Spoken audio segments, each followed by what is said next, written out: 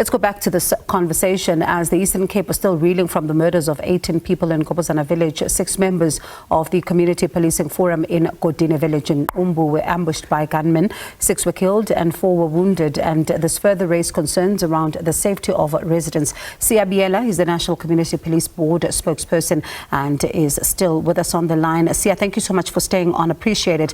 You were still talking about your reaction to the incident, and you say that this has been what you've been warning about over time. Tell us more.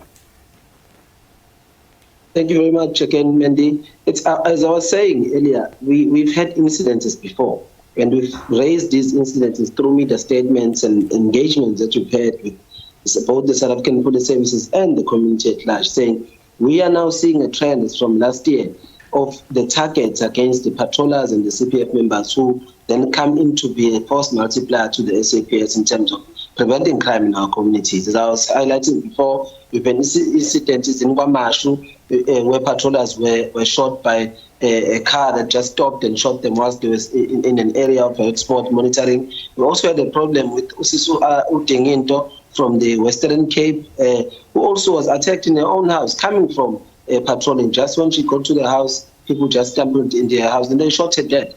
So it's been a worrisome approach where we've been asking for assistance to say how can we then best, as much as we want to see results after people have been victimized, but how can we prevent this from happening? Because we're seeing that people are now becoming a target.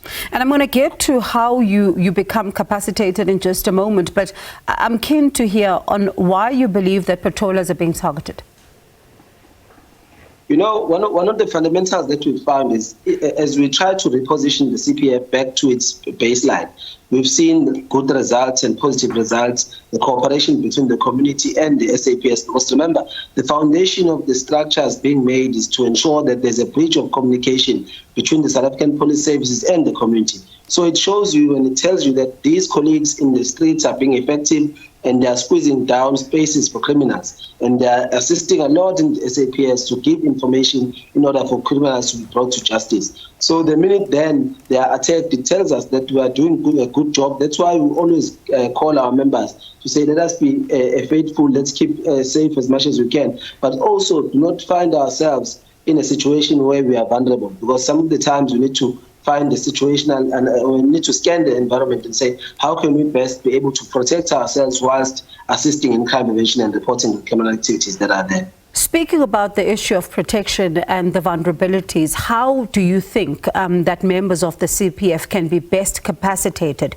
in order to be able to do what you've just told us they've been doing over time?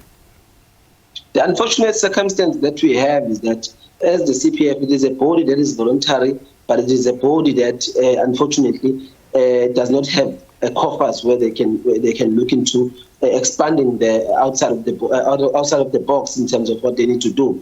But obviously, what we're trying to actually try and run away from is for us to now start looking at the way to resource the CPF with something that will match what is happening on the streets, because we are the ones who are crying out loud saying, as the CPFs, as the SAPS and as the board, we are saying we can't have so much guns in our communities. So ours is to say we are making a loud and call to the South African Police Services to be resourced with resources that we need and make them be on the ground. That's why we've been congratulating them when they are doing excellent on their program, 10,000, putting more boots on the ground, ensuring that all corners of the streets in our communities are protected, so that the work of the CPFs will be much easier because they'll be able to respond timelessly. But also maybe looking into something that you need to also engage as the Assembly, National Assembly, to say, how can we recommend to the National Commissioner and Provincial Commissioners maybe a capacity building in terms of your self-protection skills, you know,